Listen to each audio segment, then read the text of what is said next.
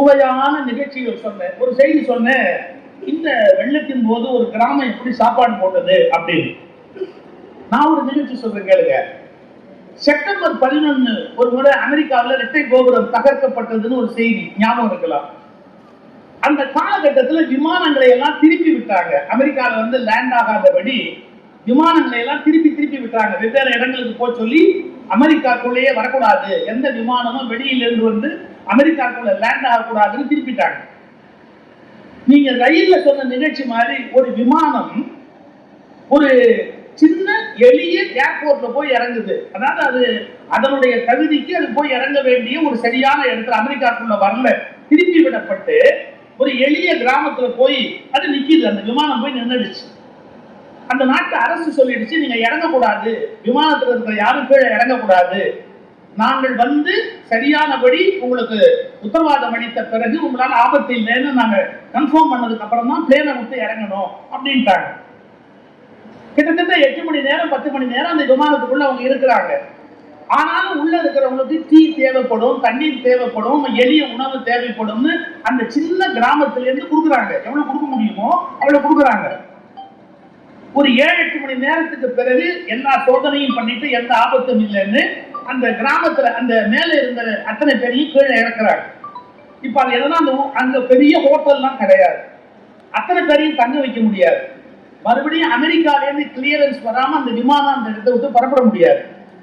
அந்த மாதிரி ஒரு சூழ்நிலையில அந்த உள்ள இருக்கிறவர்களை எல்லாம் அழைத்து எங்க தங்க வைக்கிறது, அவங்களுடைய பள்ளிக்கூடங்கள்ல தங்க வைக்கிறாங்க. இங்க தங்கட்டும், பள்ளிக்கூடங்கள், பொது வீடுகளுக்கு அழைச்சி போறவங்க வீடுகளுக்கு அழைச்சி போங்க. அப்படி என்ன சிக்கல் தெரியுமா? செக்கின் லக்கேஜ்னு மேல ஏத்துனாங்க பாருங்க, அதை யாரும் எடுக்க முடியாது. செக்கின் லக்கேஜ் மேல ஏற்றிட்ட லக்கேஜ் யாருமே இறக்கக்கூடாது. எப்பவுமே ஹேண்ட் லக்கேஜ் கம்மியா தான் வச்சிருப்பாங்க, அது பெரிய துணிமணி இருக்காது.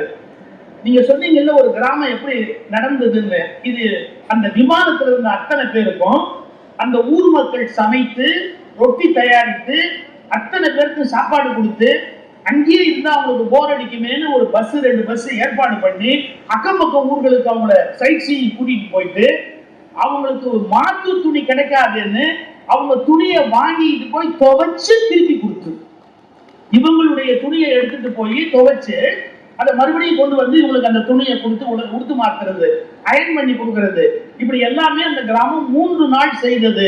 3 நாளைக்கு பிறகுதான் அமெரிக்க அரசு விமானங்கள் வரலாம் அப்படின்ற அந்த அனுமதி கொடுத்ததுக்கு அப்புறம் அந்த விமானம் இங்க இருந்து புறப்பட்டு அமெரிக்காவுக்கு போகுது.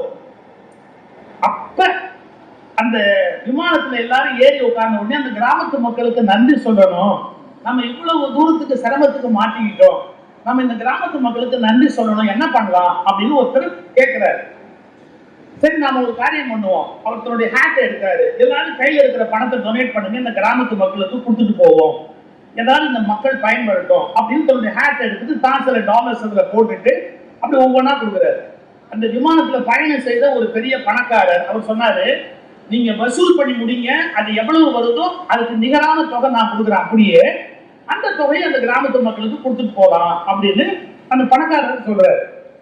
ஆனா வசூல் பண்ணி முடிச்ச உடனே அந்த கிராமத்து மக்கள் ஒரே ஒரு வார்த்தை சொல்றாங்க, நீங்க இப்படி கொடுப்பீங்கிறதுக்காக நாங்க செய்யல, வாங்கினா அது மரியாதையா இருக்காது, அதனால நாங்க அந்த தொகையை வாங்கிக்க மாட்டோம். நீங்க ஆபத்துல சிக்கிக்கிட்டீங்க, உங்களை காப்பாற்றணும் தான் மனிதாபிமான அடிப்படையில் செஞ்சோமே ஒழிய உங்களுக்கு நாங்க திரும்ப பணத்தை வாங்கினா எங்களுடைய மரியாதை போயிடும், நாங்க அந்த பணத்தை வாங்கிக்க மாட்டோம் அப்படின்னா. நல்லா யோசிச்சுக்கங்க. ஒரே சந்தர்ப்பத்தில் ஒரு நாளில் ஒரு கோபுரம் இடிக்கப்பட்டு ஆயிரக்கணக்கான மக்கள் மாண்டார்கள் என்ற செய்தியும் இந்த நாட்டில் வருகிறது. அதே நேரத்தில் விமானத்தில் சிக்கிய நூற்றுக்கணக்கான மக்களை எதுவும் எதிர்பார்க்காமல் ஒரு கிராமத்து மக்கள் 3 நாட்கள் காப்பாற்றினார்கள். அதில் ஒரு பெண்ணுக்கு பிரசவம் நடந்தது. இந்த 3 நாளைக்குள்ள ஒரு நாள் பிரசவம் நடந்தது. அதையும் அந்த ஊர் மக்கள் பார்த்து அந்த குழந்தையை காப்பாற்றி கொடுக்குறாங்க. ஆனா அந்த பணக்காரரால தாங்க முடியல, நாம இவ்வளவு சித்த கிராமத்துக்கு என்ன பண்ணலாம் அப்படின்னு அங்க இருக்கிற பசங்களை கூப்பிட்டாரு. நீ என்ன படிக்கிற, நீ என்ன படிக்கிற, நீ என்ன படிக்கிற, நாங்களாம் பட்டணத்துல போய் படிக்கிறதுக்கு வசதி கிடையாது, அதனால படிக்க முடியாது அப்படி நாம நம்புவதே கஷ்டம். மிக அதிகமான தொகை உடைய ஒரு அறக்கட்டளை அவர் நிறுவி அந்த கிராமத்து பிள்ளைகள் வெளியில வந்து படிப்பதற்கு உரிய ஒரு அறக்கட்டளையை நிறுவி அதன் மூலமா அந்த பிள்ளைங்க படித்து மேல வெளியில வரட்டும் அப்படின்னு அந்த கிராமத்துக்கு அவர் பல கோடி ரூபாய் மதிப்புடைய ஒரு அறக்கட்டளையை ஏற்படுத்தி அந்த கிராமத்து மக்களை படிக்க வச்சார். கொஞ்சம் யோசிச்சு பாருங்க, இந்த நாட்டுல மனிதாபிமானம் செத்து போச்சுன்னு சொல்றதா, மனிதாபிமானம் உயிரோடு இருக்குன்னு சொல்றதா?